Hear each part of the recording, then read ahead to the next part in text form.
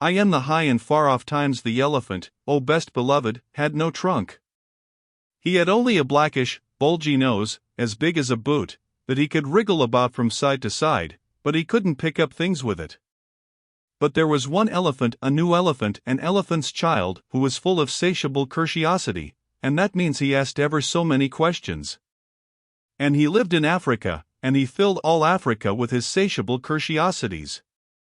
He asked his tall aunt, the ostrich, why her tail feathers grew just so, and his tall aunt the ostrich spanked him with her hard claw.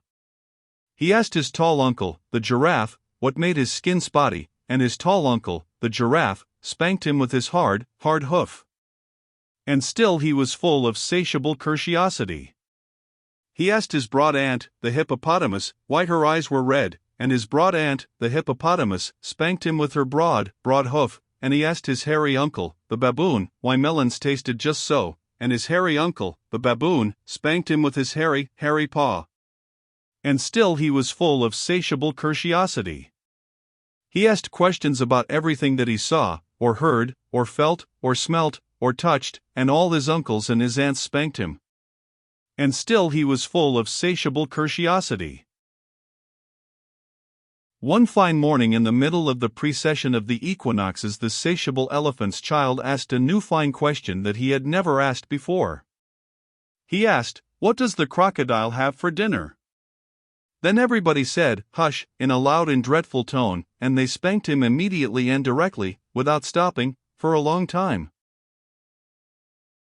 By and by, when that was finished, he came upon Colo Colo Bird sitting in the middle of a wait-a-bit thorn bush, and he said, "My father has spanked me, and my mother has spanked me, all my aunts and uncles have spanked me for my satiable curiosity, and still I want to know what the crocodile has for dinner." Then Colo Colo Bird said, with a mournful cry, "Go to the banks of the great gray green, greasy Limpopo River, all set about with fever trees, and find out." That very next morning, when there was nothing left of the equinoxes, because the precession had proceeded according to precedent, this satiable elephant's child took 100 pounds of bananas, the little short red kind, and 100 pounds of sugar cane, the long purple kind, and 17 melons, the green crackly kind, and said to all his dear families, "Goodbye. I am going to the great gray green, greasy Limpopo River, all set about with fever trees, to find out what the crocodile has for dinner." And they all spanked him once more for luck, though he asked them most politely to stop. Then he went away, a little warm, but not at all astonished, eating melons, and throwing the rind about, because he could not pick it up. He went from Grahamstown to Kimberley, and from Kimberley to Kama's country, and from Kama's country he went east by north, eating melons all the time, till at last he came to the banks of the great gray green, greasy Limpopo River, all set about with fever trees, precisely as Colo Colo Bird had said.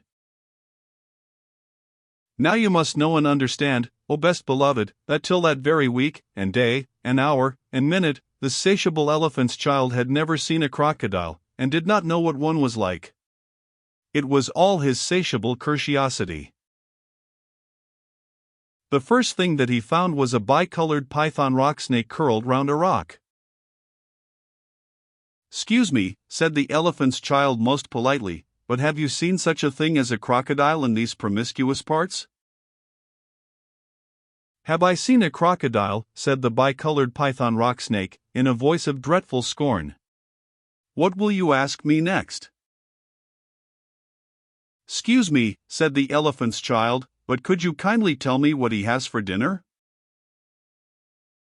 Then the bicolored python rock snake uncoiled himself very quickly from the rock, and spanked the elephant's child with his scalesome, flailsome tail. "That is odd," said the elephant's child, "because my father and my mother, and my uncle and my aunt, not to mention my other aunt, the hippopotamus, and my other uncle, the baboon, have all spanked me for my satiable curiosity, and I suppose this is the same thing." So he said goodbye very politely to the bicolored python rock snake, and helped to coil him up on the rock again, and went on, a little warm, but not at all astonished, eating melons, and throwing the rind about, because he could not pick it up, till he trod on what he thought was a log of wood at the very edge of the great gray green, greasy Limpopo River, all set about with fever trees. But it was really the crocodile, oh best beloved, and the crocodile winked one eye like this. "Excuse me," said the elephant's child most politely, "but do you happen to have seen a crocodile in these promiscuous parts?" Then the crocodile winked the other eye, and lifted half his tail out of the mud, and the elephant's child stepped back most politely, because he did not wish to be spanked again. "Come hither, little one," said the crocodile. "Why do you ask such things?" "Excuse me," said the elephant's child most politely, "but my father has spanked me, my mother has spanked me, not to mention my tall aunt, the ostrich, and my tall uncle, the giraffe, who can kick ever so hard, as well as my broad aunt, the hippopotamus, and my hairy uncle, the baboon, and including the bicolored python rock snake, with the scalesome, flailsome tail, just up the bank, who spanks harder than any of them, and so, if it's quite all the same to you, I don't want to be spanked any more." "Come hither, little one," said the crocodile, "for I am the crocodile," and he wept crocodile tears to show it was quite true. Then the elephant's child grew all breathless, and panted, and kneeled down on the bank and said, "You are the very person I have been looking for all these long days. Will you please tell me what you have for dinner?" "Come hither, little one," said the crocodile, "and I'll whisper." Then the elephant's child put his head down close to the crocodile's musky, tusky mouth, and the crocodile caught him by his little nose, which up to that very week, day, hour, and minute, had been no bigger than a boot, though much more useful. "I think," said the crocodile, and he said it between his teeth, like this, "I think today I will begin with elephant's child." At this, oh best beloved, the elephant's child was much annoyed, and he said, speaking through his nose, like this, "Let go. You are hurting me." Then the bicolored python rock snake scuffled down from the bank and said, "My young friend, if you do not now, immediately, and instantly, pull as hard as ever you can, it is my opinion that your acquaintance in the large pattern leather ulster," and by this he meant the crocodile, "will jerk you into yonder limpid stream before you can say Jack Robinson." This is the way bicolored python rock snakes always talk. Then the elephant's child sat back on his little haunches, and pulled, and pulled, and pulled, and his nose began to stretch. And the crocodile floundered into the water, making it all creamy with great sweeps of his tail, and he pulled, and pulled, and pulled. And the elephant's child's nose kept on stretching, and the elephant's child spread all his little four legs and pulled, and pulled, and pulled, and his nose kept on stretching, and the crocodile threshed his tail like an oar, and he pulled, and pulled, and pulled, and at each pull the elephant's child's nose grew longer and longer, and it hurt him hidgeous. Then the elephant's child felt his legs slipping, and he said through his nose, which was now nearly 5 feet long, "This is too bush for me." Then the bicolored python rock snake came down from the bank, and knotted himself in a double clove hitch round the elephant's child's hind legs, and said, "Rash and inexperienced traveler, we will now seriously devote ourselves to a little high tension, because if we do not, it is my impression that yonder self-propelling man-of-war with the armor-plated upper deck, and by this, oh best beloved, he meant the crocodile, will permanently vitiate your future career." That is the way all bicolored python rock snakes always talk. So he pulled, and the elephant's child pulled, and the crocodile pulled, but the elephant's child and the bicolored python rock snake pulled hardest, and at last the crocodile let go of the elephant's child's nose with a plop that you could hear all up and down the Limpopo. Then the elephant's child sat down most hard and sudden, but first he was careful to say thank you to the bicolored python rock snake, and next he was kind to his poor pulled nose, and wrapped it all up in cool banana leaves, and hung it in the great gray-green, greasy Limpopo to cool. "What are you doing that for?" said the bicolored python rock snake. "Excuse me," said the elephant's child, "but my nose is badly out of shape, and I am waiting for it to shrink." "Then you will have to wait a long time," said the bicolored python rock snake. "Some people do not know what is good for them." The elephant's child sat there for 3 days waiting for his nose to shrink. But it never grew any shorter, and, besides, it made him squint. For, oh best beloved, you will see and understand that the crocodile had pulled it out into a really truly trunk, same as all elephants have today.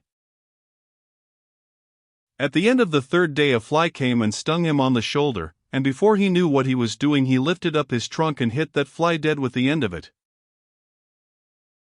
Vantage number 1, said the bicolored python rock snake.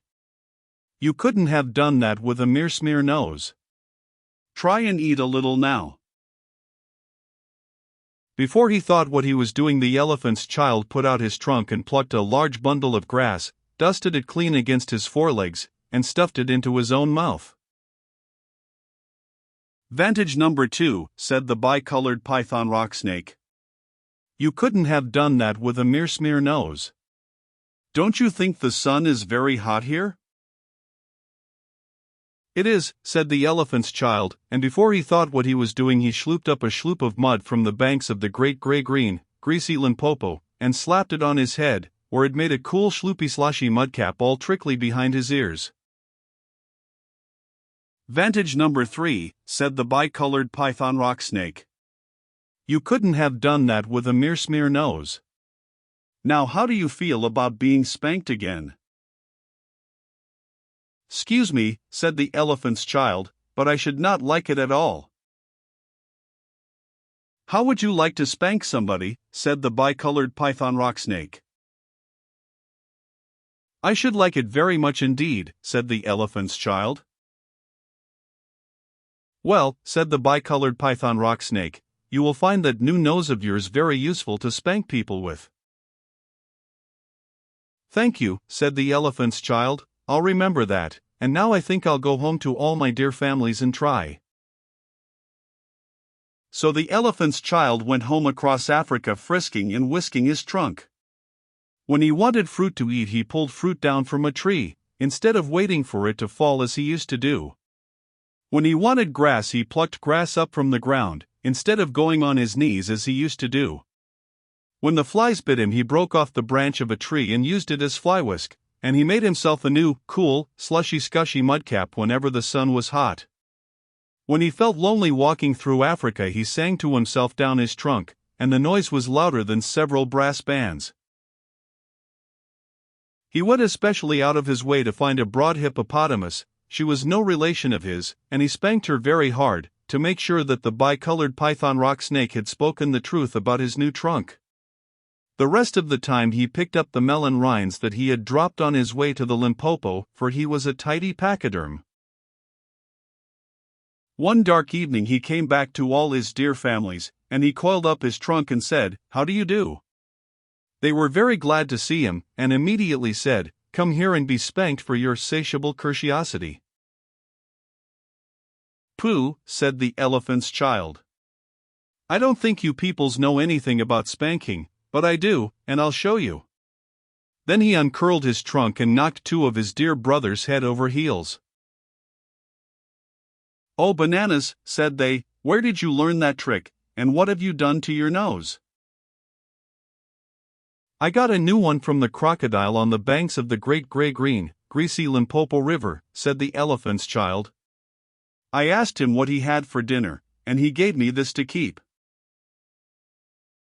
"It looks very ugly," said his hairy uncle, the baboon. "It does," said the elephant's child. "But it's very useful," and he picked up his hairy uncle, the baboon, by one hairy leg, and hove him into a hornet's nest. Then that bad elephant's child spanked all his dear families for a long time, till they were very warm and greatly astonished. He pulled out his tall ostrich ant's tail feathers, and he caught his tall uncle, the giraffe, by the hind leg, and dragged him through a thorn bush, and he shouted at his broad aunt, the hippopotamus, and blew bubbles into her ear when she was sleeping in the water after meals, but he never let anyone touch Colo Colo bird. At last things grew so exciting that his dear families went off one by one in a hurry to the banks of the great grey-green, greasy Limpopo River, all set about with fever trees, to borrow new noses from the crocodile. When they came back nobody spanked anybody anymore, and ever since that day, oh best beloved, all the elephants you will ever see, besides all those that you won't, have trunks precisely like the trunk of the satiable elephant's child.